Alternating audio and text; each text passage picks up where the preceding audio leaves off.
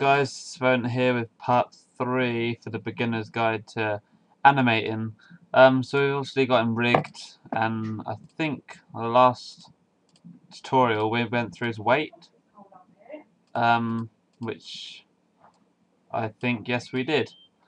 Okay, so we've done all the weight, we've rigged in, we've added the IK chains in just to make it a lot easier. It depends really what you want to do from now on.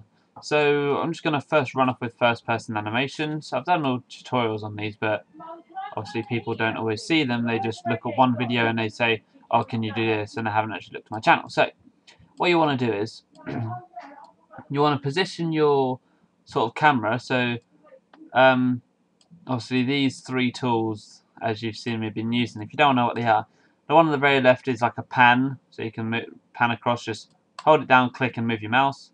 This, move up and down, like, well, no, left and right's best.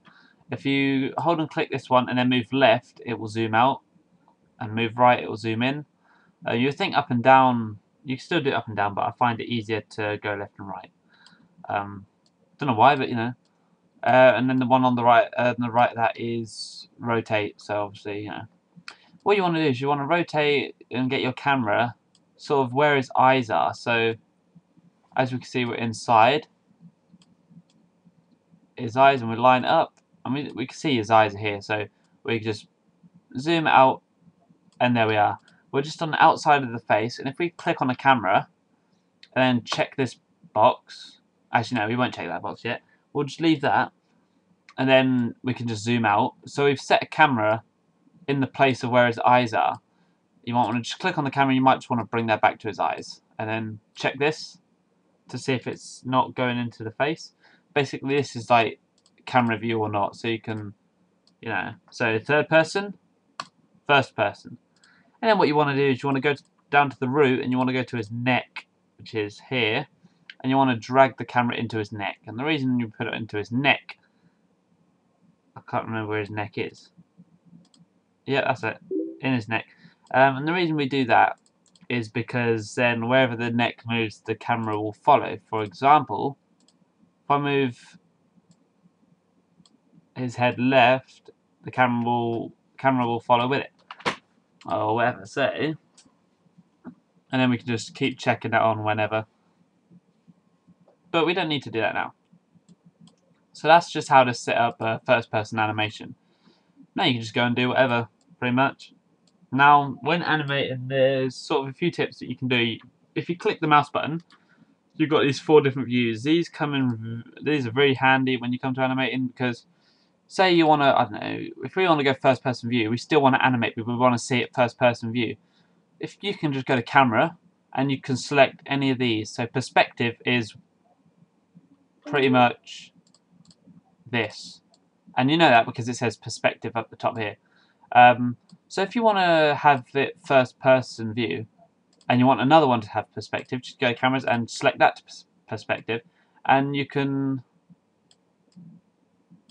probably drag this down so these two are a bit made bigger.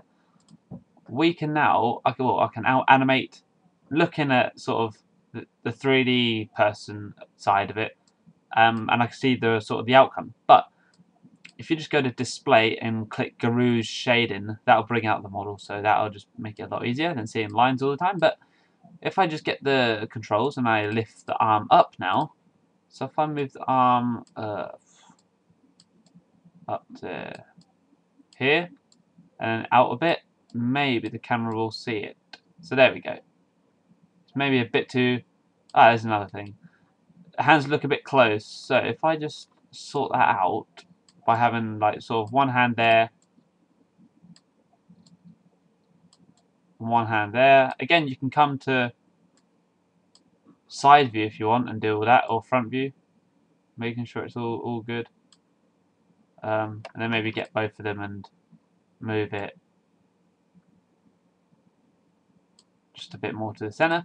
If you click on your camera and you've got these 4 little points, orange dots, if you click on any one of them, hold down and then move your mouse right, it sort of, it does zoom out, but it's like a more depth of field type thing. So if you just want to bring that back to about here, just so it's not too far, but it is quite far away from the hands. Then that just sort of makes it a little bit better. You can see a bit more and you can do a better animation. So when you bring, say, his hand right to his face, it is literally right to his face, and that's pretty much realistic wise, but you know. So we just put that back, and then you can animate now his arm coming in and shit. But like I said,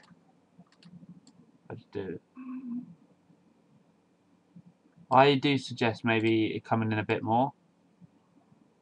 But maybe if we're zooming in and it's going into the head again, just move the camera forward. Oh yeah, it could be the hat actually. Usually when you come across this, it would be a usually yeah, the hat should be fine actually. So if we actually bring that back a bit towards his eyes, the render won't be that great actually. So you won't see much of his hat because the shadow. Depending on whether you want that in there, that is entirely your choice, but I'm just going to take it out. So move that forward a bit and bring this back a bit. So, because we want to see his his arm bend, so we may have to move the neck looking down a bit as well. So then when we come to animate our arms, you can kind of see, so that if that's just a straight arm, that looks too stupid, doesn't it? So you want to get that to where it looks sort of realistic. So I think that should be alright, but, and if I render that, there's some shadows and shit with it, but you know. So that's just basically getting sort of used to the views and shit and setting up first person. I don't know whether I covered keyframing on the last tutorial, but I'm gonna probably just go over it now. So say you want to make a sort of an animation. You want to start with your guy's arms being sort of down here, maybe. So if we can see, as we can see here, we can see 3D sort of view. But we'll come up a bit and bring it out, but it's not actually shown yet. So we'll just click Auto Keyframe and give that a little move, so we know that's where the IK chain is. We can come up to say 25, and we can bring his arm up and move it in a bit more. We'll just move the other one down as well. Actually, we'll bring both of them up just for, you know. There we are. Alright. So very roughly, there we are. And what we've done is, because we got the auto keyframe button on, it started from here and they both come up. But then, if you want to move the hands, you can't start rotating this IK chain. Because the hands were the last sort of joint, if you know what I mean. I see. For this, obviously, this model, I haven't put a bone in the hand. I've just gone down to his wrists. But if you wanted to, you can extend the bone just into his hands, and then you can start moving it. But I can't do that, I'm afraid. I don't know why I didn't do that, but you know, can't change. I can change it now, but I'm not gonna do any more. But you just watch my first-person tutorial. Just go on YouTube and all that shit, and look at it. So that's first-person view. So now you're set up for like any animations you want to do there. Any other animations with cameras? If I just take this camera out, I don't know. You can do sort of like a camera pan. So get a camera again. Check that so we know it's working. You can have like a camera here. Oh no, keyframe the camera. You do these ones by sort of hand. You move forward and you get it into another sort of position. Hit the keyframe and move it forward and another one. And the camera will sort of act like a dolly camera, going from points to points. And you can do that with a scene, but you know, if you're motion tracking, then you'll already be given your camera, which again, motion tracking is in another tutorial. So I don't know why I'm doing these tutorials actually, to be fair, because most of them I've already got, but you know, it might help a few people. So we got pretty much all this done. Animating is pretty much practice from now on. If you want to know how to do sort of like a walking animation, I'm shit at walking animations, but look, this is a really basic, really shitty one. As we know from our last tutorial, this moves the body. So if I just start from here and I take 15 and I take one step forward. If I do the legs first, start off with both IK chains, and by the time we get to 15, both of our legs he should be standing back straight, so we just whack them two there. So now we've got to sort of like do a walking motion. So if we do, I don't know, the left leg first. I've never done a walking animation, to be fair, but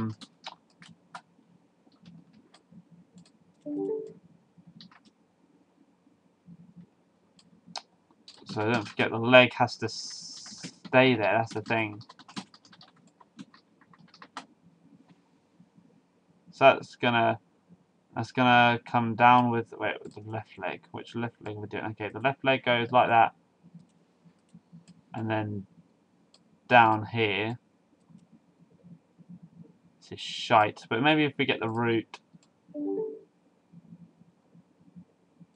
and bring that down so his feet are on the floor. See that it's I even struggle with walking, but look at that shit.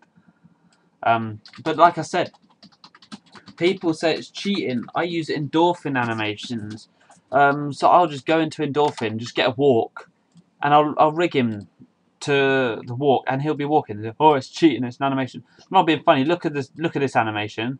It's fucking shit. If I'm just gonna use an endorphin animation, and I can edit it, or I can do anything, or, if I'm gonna want to make a walk, I'm not gonna make a shitty one. I can get a perfectly nice animation of a walk.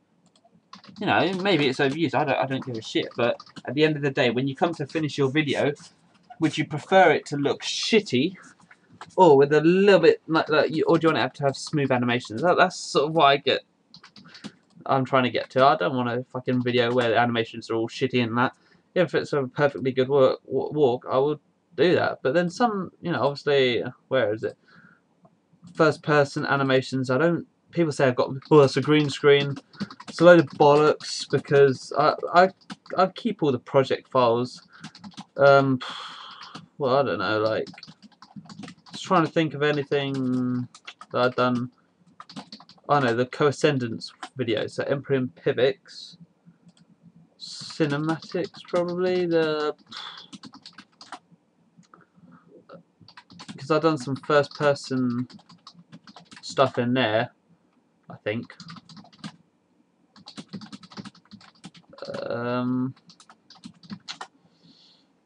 What first person? Yeah, like, no. The My Virus, I know I've done. Where's My Virus? Arctic Empire, cinematics. It should be it's the scene number 1. So terminal scene.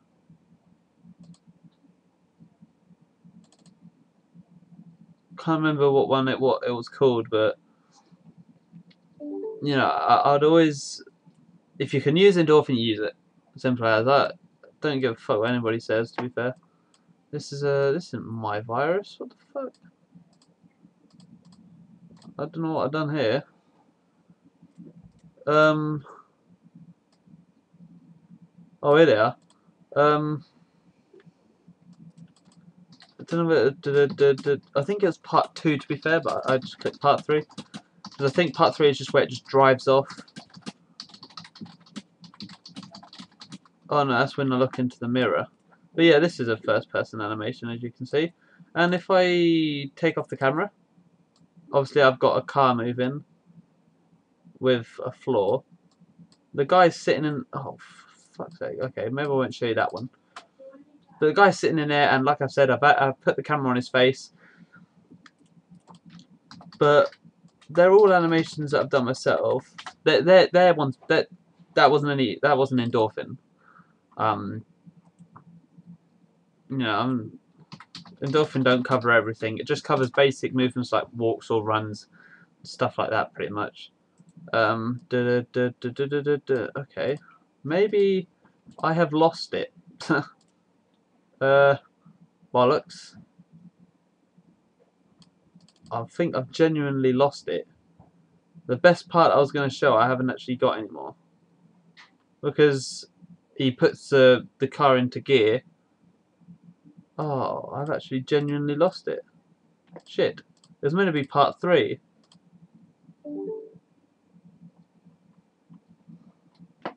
Oh well. Looks like I'm pretty much buggered on that.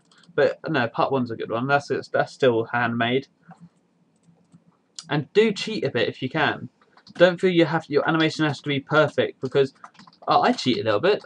I'm not gonna fucking lie about it. I'm not gonna, this scene where this terminal scene, obviously, when he's getting into the car. Look, if I just take off the no, not that one. Where is it? Fuck.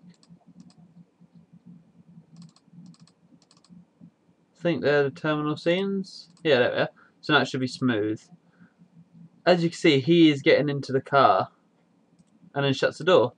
If I turn the camera and I actually show you what that's like from another view, the animation would probably be shit. Look, okay, well, it started off like this,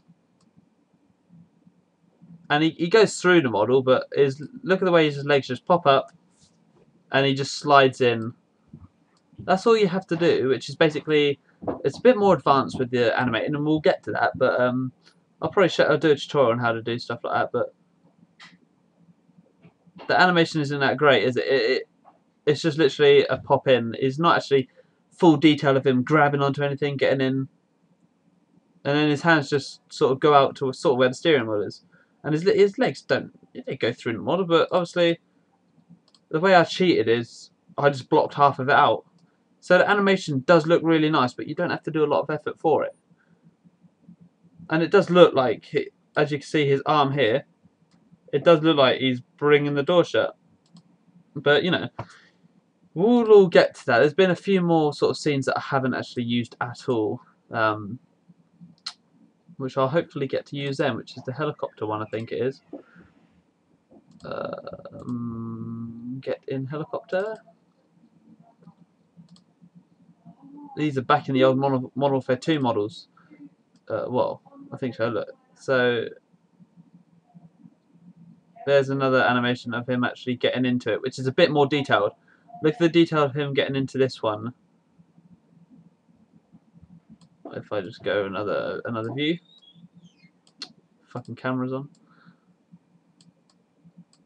Obviously, we'll get to this in our animation series type thing, but it is only beginners. Look, see again. I cheated a little bit. You don't need to be standing on the floor. The camera's coming from somewhere else. We won't be able to see that, so we just lift his leg up. Hands on the sides. His foot's on there. Bring the other foot up. Bend the body, and he slides in. And again, look at the hand. The fingers aren't exactly perfect, but the camera won't see it. Look.